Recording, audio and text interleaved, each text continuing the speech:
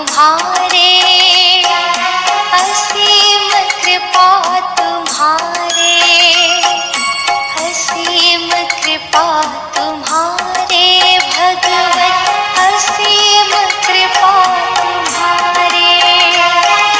अपना बना के हमको धरती पे आके सबको बड़े प्यार से सवारे, असीम कृपा तुम्हारे, असीम कृपा तुम्हारे, असीम कृपा तुम्हारे भगवन, असीम कृपा तुम्हारे।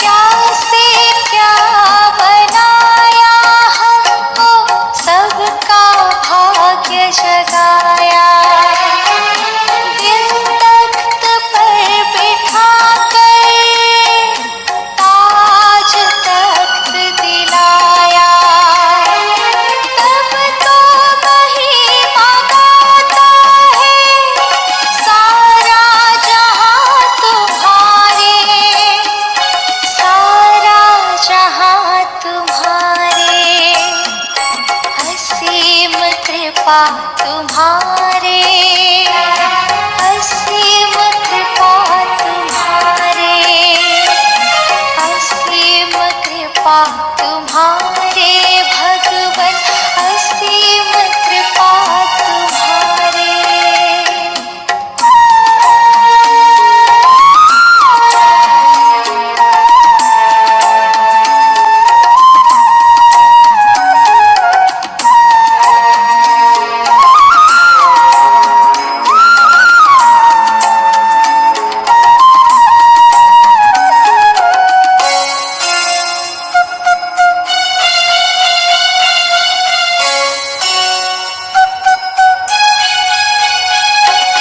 निर्बल को बलवान बनाते, निर्धन को धनवान, वरदानों के बरसाकर करते जग का कल्याण, जग के पालनहारे, सब कुछ तुम हो हमारे, सब कुछ तुम हो हमारे, असीम कृपा तुम्हारे, असीम कृपा तुम्हारे, असीम कृपा तुम्हारे भगवन, असीम कृपा तुम्हारे।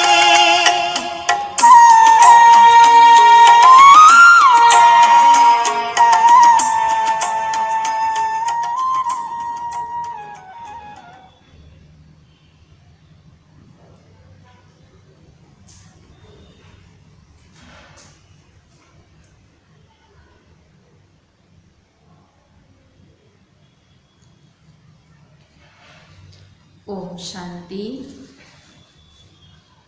आज बाबा की 7 तारीख के साकार महावाक्य।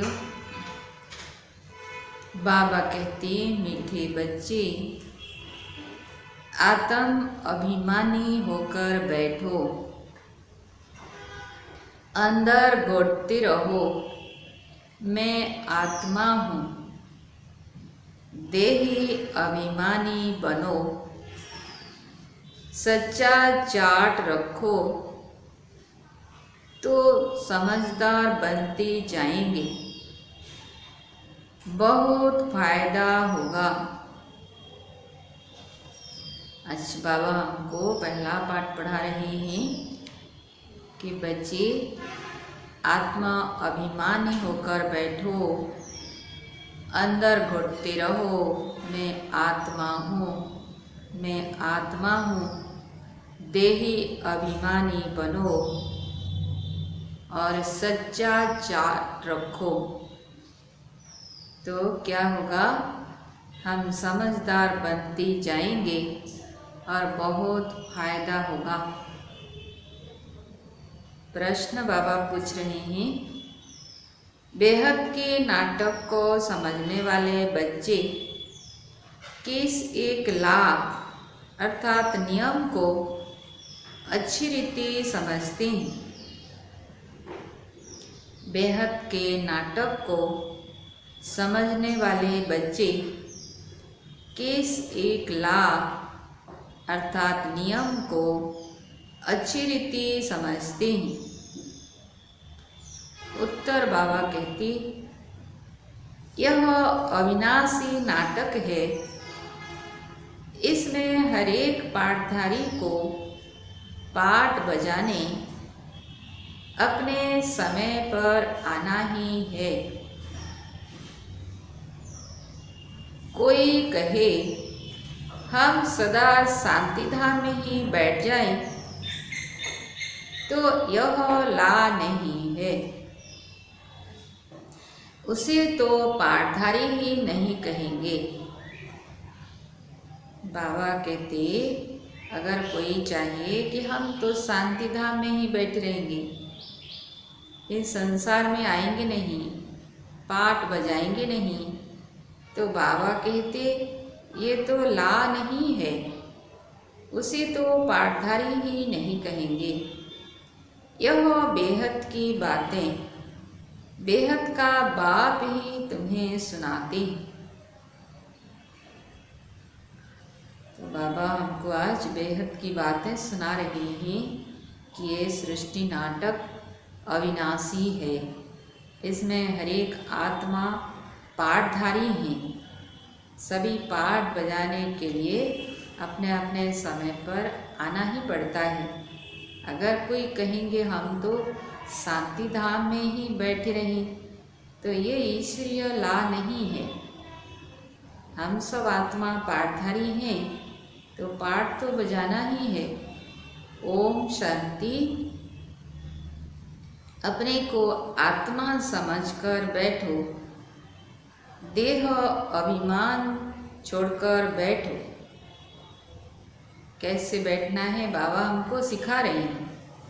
अपने को आत्मा समझकर बैठो, देह अभिमान छोड़कर बैठो।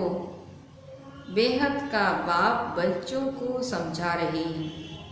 समझाया उनको जाता है जो बेसमझ होते हैं। आत्मा समझती है कि बाप सच कहते हैं।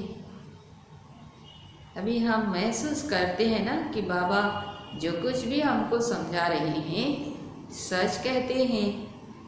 हम आत्मा बेसमझ बन गई हैं। मैं आत्मा अविनाशी हूँ, शरीर विनाशी है। मैं आत्म अभिमान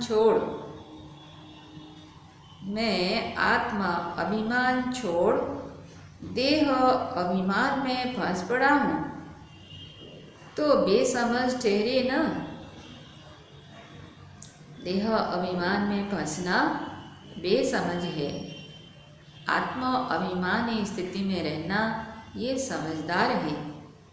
बाप कहते हैं सब बच्चे बेसमझ हो पड़े हैं। देह अभिमान में आकर फिर तुम बाप द्वारा देही अभिमानी बनते हो, तो बिल्कुल समझदार बन जाते हो। कोई तो बन गए हैं, कोई पुरुषार्थ करते रहते हैं। आधा कल्प लगा है बेसमझ बनने में। इस अंतिम जन्म में फिर समझदार बनना है। आधा कल्प से बेसमझ होते होते 100% बेसमझ बन जाते हैं। देह अभिमान में आकर ड्रामा प्लान अनुसार तुम गिरते आए हो। अभी तुमको समझ मिली है, फिर भी पुरुषार्थ बहुत करना है।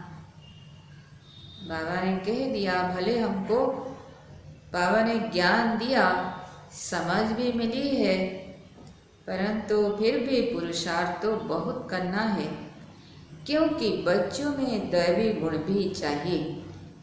बच्चे जानते हैं हम सर्वगुण संपन्न, 16 कला संपूर्ण निर्विकारी थे, फिर इस समय निर्गुण बन पड़े हैं, कोई भी गुण नहीं रहा है। तुम बच्चों में भी नंबरवार पुरुषार्थ अनुसार इस खेल को समझते हैं। समझते समझते भी कितने वर्ष हो गए हैं, आज तक 84 इयर्स हो गया, फिर भी हम बच्चे पूरा समझे नहीं हैं। फिर भी जो नए हैं वह अच्छे समझदार बनते जाते हैं, औरों को भी बनाने का पुरुषार्थ करते हैं। कोई ने तो बिल्कुल नहीं समझा है, बेसमझ के बेसमझ ही हैं। बाप आए ही हैं समझदार बनाने। बच्चे समझते हैं माया के कारण हम बेसमझ बने हैं। हम पूज्य थे तो समझदार थे, फिर हम ही पुजारी बन बेसमझ बने, है ना। बाबा कहते हम माया के कारण ही बेसमझ बने। जब हम पूज्य थे तो समझदार थे, पुजारी बने तो बेसमझ बन गए हैं। आदि सनातन देवी देवता धर्म प्राय लोप हो गया है, इनका दुनिया में किसी को पता नहीं है। यह लक्ष्मी नारायण कितने समझदार थे, राज्य करते थे।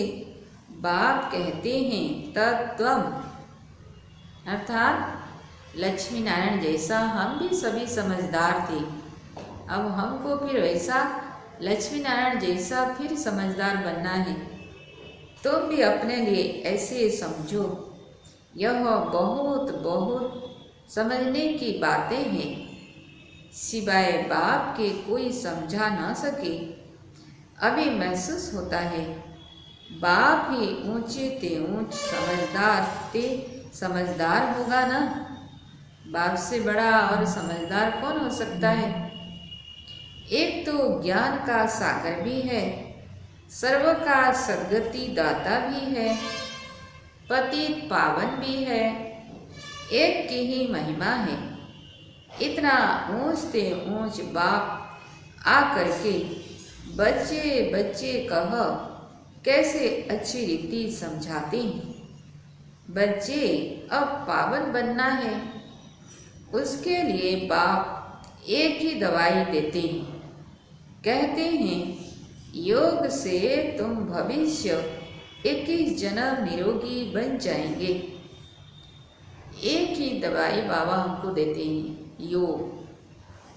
योग से ही हम 21 जन्म निरोगी बन जाएंगे। तुम्हारे सब रोग दुख खत्म हो जाएंगे, तुम मुक्ति धाम में चले जाएंगे। अविनाशी सर्जन के पास एक ही दवाई है, एक ही इंजेक्शन आत्मा को आए लगाते हैं। कौन सा इंजेक्शन? मन मना भव। ऐसे नहीं कोई मनुष्य बैरिस्टरी भी करेंगे, इंजीनियरिंग भी करेंगे, नहीं। हर एक आदमी अपने धंधे में ही लग जाते हैं। बाप को कहते हैं आकर पतित से पावन बनाओ, क्योंकि पतित पने में दुख है। शांति धाम को पावन दुनिया नहीं कहेंगे, स्वर्ग को ही पावन दुनिया कहेंगे। यह भी समझाया है मनुष्य शांति और सुख चाहते हैं। सच्ची सच्ची शांति तो वहाँ है जहाँ शरीर नहीं, उसको कहा जाता है शांति धाम। बाबा कहती है शांति धाम में ही सच्ची शांति है। बहुत कहते हैं शांति धाम में रहे, परंतु ला नहीं है, वह तो पाठधारी हुआ नहीं। बच्चे नाटक को भी समझ गए हैं। जब एक्टर्स का पाठ होगा तब बाहर स्टेज पर आकर पाठ बजाएंगे। यह बेहद की बातें बेहद का बाप ही समझाते हैं। ज्ञान सागर में उनको कहा जाता है। सर्व के सद्गति दाता पतित पावन है। सर्व को पावन बनाने वाले तत्व नहीं हो सकते। पानी आदि सब तत्व हैं, वह कैसे सद्गति करेंगे? पानी की सागर की पानी की गंगा कैसे सद्गति करेंगे? वह तो तत्व है। आत्मा ही पाठ बजाती है। हठ योग का भी पाठ आत्मा बजाती है। यह बातें जो भी समझदार हैं वही समझ सकते हैं। बाप ने कितना समझाया है। कोई ऐसे युक्ति रचो जो मनुष्य समझे। कैसे पूज्य सो फिर पुजारी बनते हैं। पूज्य हैं नई दुनिया में, पुजारी हैं पुरानी दुनिया में। पावन को पूज्य, पतित को पुजारी कहा जाता है। यहाँ तो सब पतित हैं, क्योंकि विकार से पैदा होते हैं। वहाँ है श्रेष्ठ, गाते भी हैं संपूर्ण श्रेष्ठाचारी। अभी तुम बच्चों को ऐसा बनना है। कैसा बनना है? संपूर्ण श्रेष्ठाचारी। मेहनत है, मुख्य बात है याद की। सभी कहते हैं याद में रहना बड़ा मुश्किल है। हम जितना चाहते हैं याद में रह नहीं सकते हैं, है ना। ये अनुभव की बात है। बहुत बच्चे कहते हैं कि याद में रहना बड़ा मुश्किल है। कोई सच्चाई से अगर चार्ट लिखें तो बहुत फायदा हो सकता है।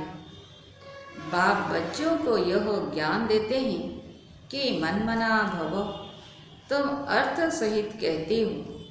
तुम्हें बाप हर बात यथार्थ रीति अर्थ सहित समझाते हैं। बाप से बच्चे कई प्रकार के प्रश्न पूछते हैं। बाप करके दिल लेने लिए कुछ कह देते हैं, परंतु बाप कहते हैं मेरा काम ही है पति से पावन बनाना। बाकी बच्चे जो भी प्रश्न पूछते हैं बाबा को, बाबा दिल लेने के लिए उत्तर बता देते हैं। तो बाकी बाबा कहते एक ही मेरा काम है पति से पावन बनाना। मुझे तो बुलाते ही इसलिए हो, तुम जानते हो हम आत्मा शरीर सहित पावन थी। अभी वही आत्मा शरीर सहित पतित बनी है। 84 जन्मों का हिसाब है ना। तुम जानते हो अभी यह दुनिया कांटों का जंगल बन गई है। यह लक्ष्मी नारायण तो फूल है ना, उन्हों के आगे कांटे जाकर कहते हैं आप सर्वगुण संपन्न हो, संपूर्ण निर्विकारी हो, और अपने लिए हम पापी कपटी हैं, ऐसा कहते हैं। सबसे बड़ा कांटा है काम विकार का। बाप कहते हैं इस पर जीत पहन, जगत जीत बनो। मनुष्य कहते हैं भगवान को कोई न कोई रूप में आना है, भागीरथ पर विराजमान हो आना है। भगवान को आना ही है पुरानी दुनिया को नया बनाने, नई दुनिया को सतो प्रधान, पुरानी को तमो प्रधान कहा जाता है। जबकि अभी पुरानी दुनिया है तो जरूर बाप को आना ही पड़े। बाप को ही रचयिता कहा जाता है। तुम बच्चों को कितना सहज समझाते हैं, कितनी खुशी होनी चाहिए। बाकी किसी का कर्म भोग का हिसाब किताब है, कुछ भी है, वह तो भोगना है। इसमें बाबा आशीर्वाद नहीं करते हैं।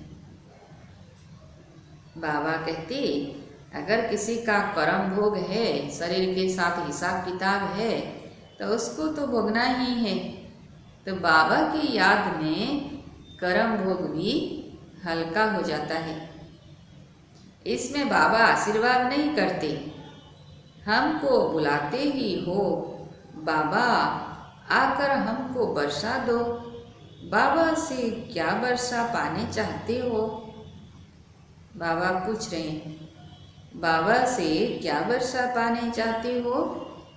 मुक्ति, जीवन मुक्ति का, मुक्ति जीवन मुक्ति का दाता एक ही ज्ञान सागर बाप है, इसलिए उनको ज्ञान दाता कहा जाता है।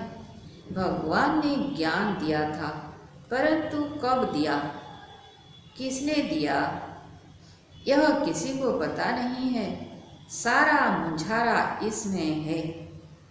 किसको ज्ञान दिया, यह भी किसी को पता नहीं है। अभी यह ब्रह्मा बैठे हैं, इनको मालूम पड़ा है कि हम तो नारायण था, फिर 84 जन्म भोगे। यह है नंबर 1 में। बाबा बतलाते हैं, मेरी तो आँख ही खुल गई। ब्रह्मा बाबा अनुभव बतलाते हैं कि मेरी तो आँखें खुल गई। तुम भी कहेंगे हमारी तो आँखें ही खुल गई। ऐसा है ना, हम भी कितनी अज्ञान में थे। अब हम भी जब ब्राह्मण बने, बाबा के बच्चे बने, तो हमारी आँखें खुल गई। तीसरा नेत्र तो खुलता है ना।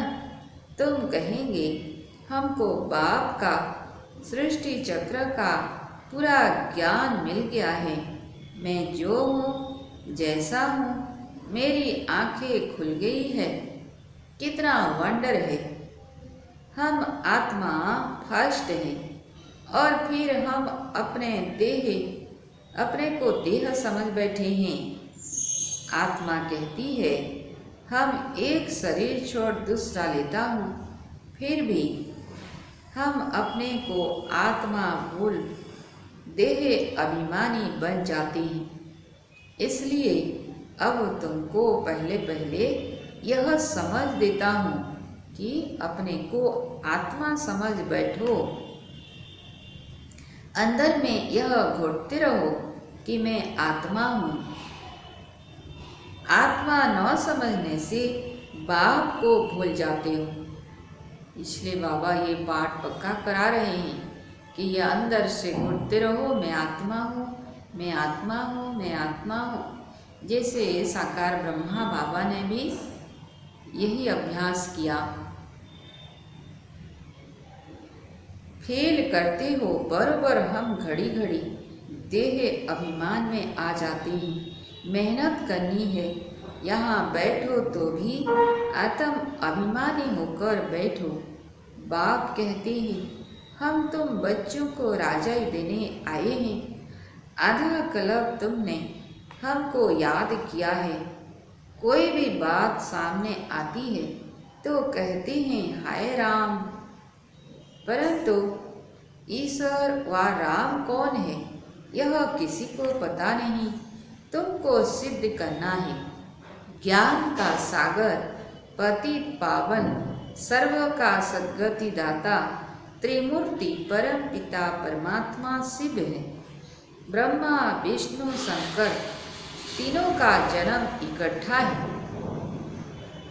ना। कितना वंडरफुल बातें बाबा बता रहे हैं कि ब्रह्मा विष्णु शंकर तीनों का जन्म इकट्ठा है।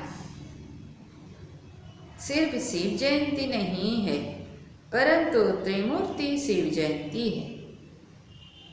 सिर्फ शिव जयंती नहीं कहना, त्रिमूर्ति शिव जयंती, क्योंकि तीनों को रचने वाला परमात्मा शिव है। जरूर जब शिव की जयंती होगी तो ब्रह्मा की भी जयंती होगी। शिव की जयंती मनाते हैं, परंतु ब्रह्मा ने क्या किया ना, ये रहस्य आज बाबा बता रहे हैं क्योंकि जब शिव बाबा आते हैं तो शिव की जयंती होती है, साथ साथ ब्रह्मा की भी जयंती होती है। लौकिक, पारलौकिक और यह है अलौकिक बाप। यह है प्रजापिता ब्रह्मा। बाप कहते हैं नई दुनिया के लिए यह नया ज्ञान अभी तुमको मिलता है, फिर प्राय लोप हो जाता है। किसी को बाप रचता और रचना का ज्ञान नहीं तो अज्ञानी ठहरे ना। उसको अज्ञानी कहा जाता है जिसको रचता और रचना का ज्ञान नहीं है। अज्ञान नींद में सोए पड़े हैं। ज्ञान से है दिन, भक्ति से है रात। शिवरात्रि का अर्थ भी नहीं जानते, इसलिए उनकी हॉलीडे भी उड़ा दी है। शिव बाबा की हॉलीडे भी उड़ा दी है, क्योंकि शिवरात्रि को तो जानते नहीं।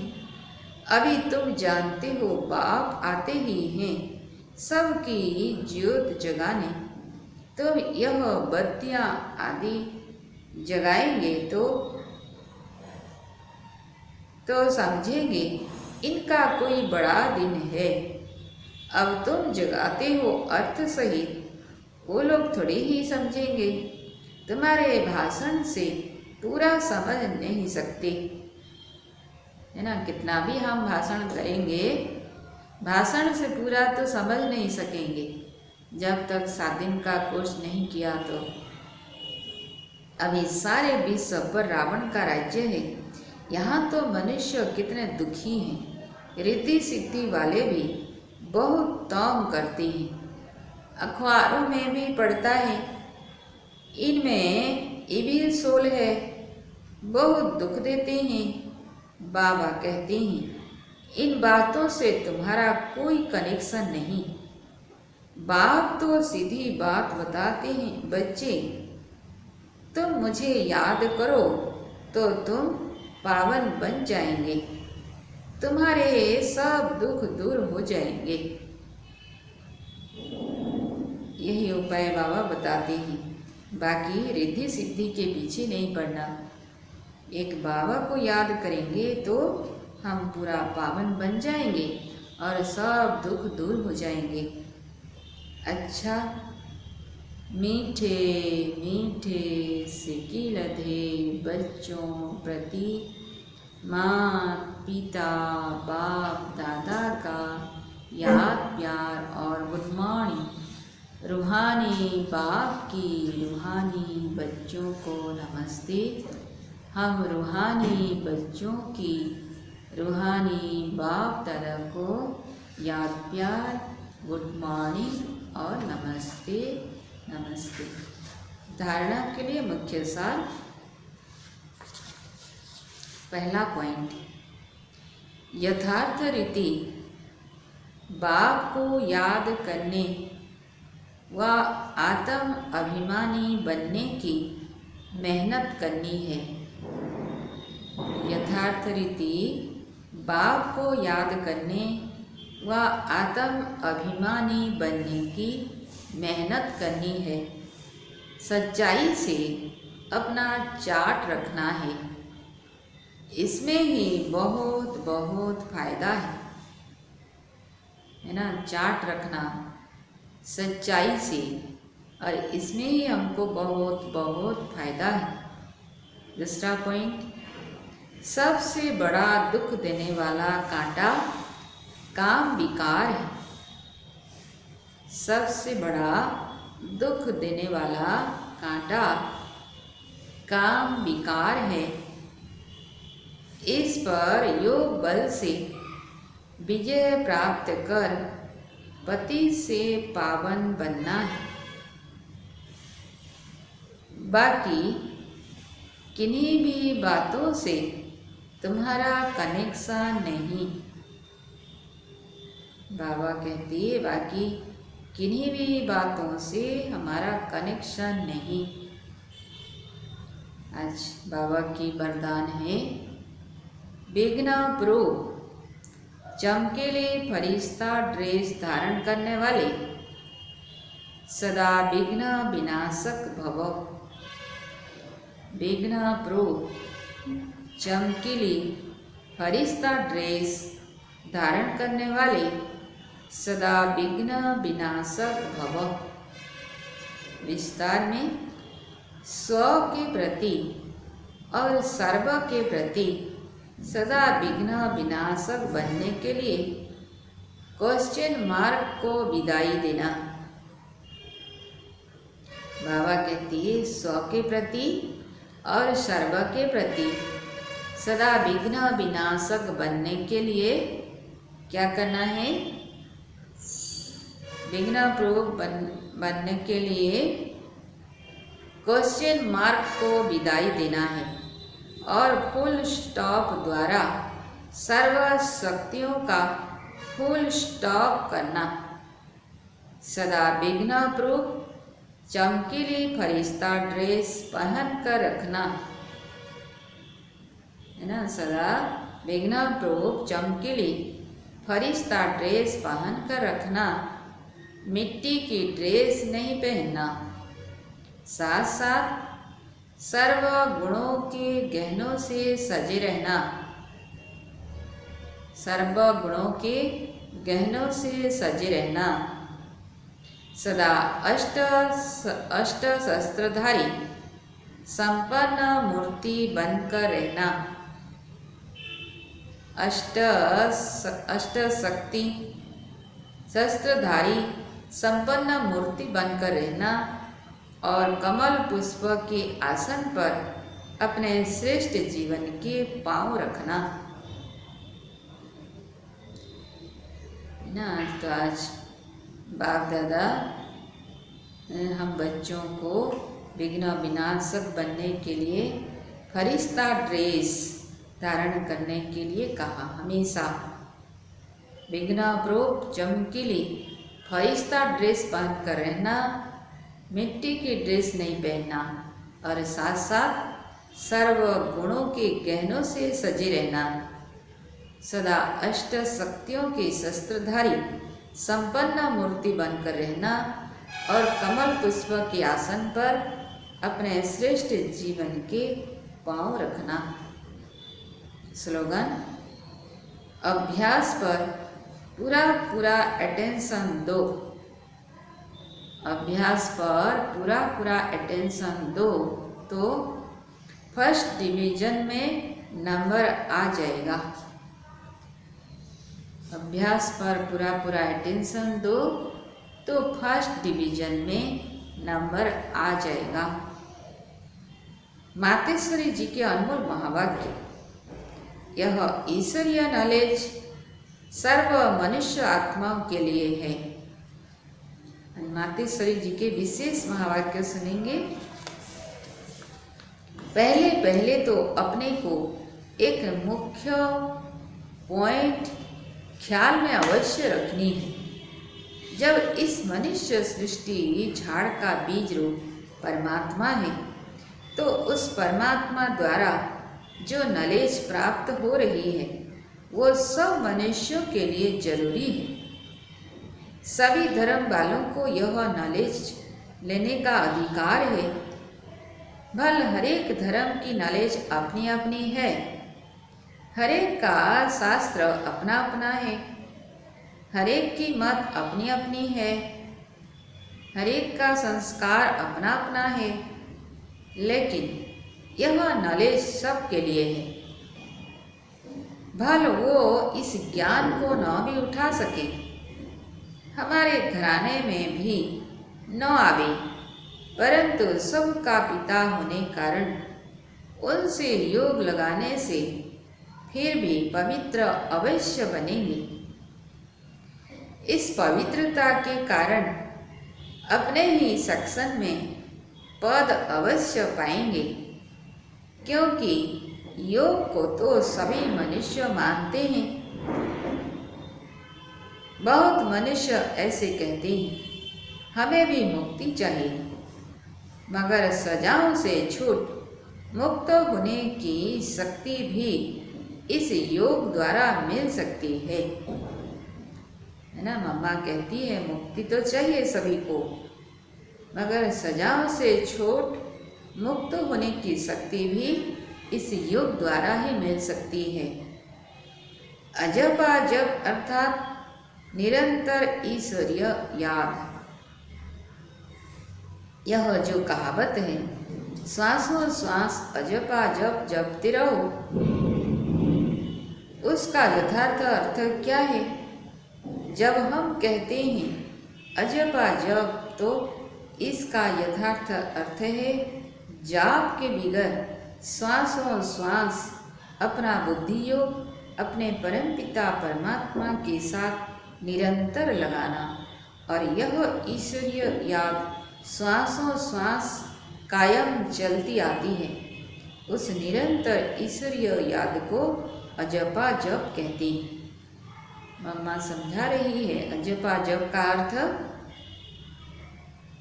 श्वासों श्वास ईश्वरीय याद कायम चलती आती है, तो निरंतर ईश्वरीय याद को अजपा जप कहते हैं। बाकी कोई मुख से जप करना अर्थात राम राम कहना, अंदर में कोई मंत्र उच्चारण करना, यह तो निरंतर चल नहीं सकता। वो लोग समझते हैं हम मुख से मंत्र उच्चारण नहीं करते, लेकिन दिल में उच्चारण करना यह है अजपा जप। परंतु यह तो सहज एक विचार की बात है, जहाँ अपना शब्द ही अजपा जप है, जिसको जपने की भी जरूरत नहीं है। आंतरिक बैठ कोई मूर्ति का ध्यान भी नहीं करना है, न कुछ स्मरण करना है, क्योंकि वो भी निरंतर खाते पीते रह नहीं सकेंगे। लेकिन हम जो ईश्वरीय याद करते हैं वही निरंतर चल सकती है, क्योंकि यह बहुत सहज है। जैसे समझो बच्चा है, अपने बाप को याद करता है, तो उसी समय बाप का फोटो सामने नहीं लाना पड़ता है, लेकिन मनसा वाचा कर्मणा बाप के सारे ऑक्यूपेशन एक्टिविटी गुणों सहित याद आता है। बस वह याद आने से बच्चे की भी वो एक्ट चलती है, तब ही सन सोच फादर कहेंगे। वैसे अपने को भी और सबकी याद दिल भीतर से मिटाए, उस एक ही असली पारलौकिक परमपिता परमात्मा की याद में रहना है। इसमें उठते बैठते खाते पीते निरंतर याद में चल सकते हैं। उस याद से ही कर्मातीत बनते हैं। तो इस नेचुरल याद को ही अजपा जप कहते हैं। अच्छा, ओम शांति।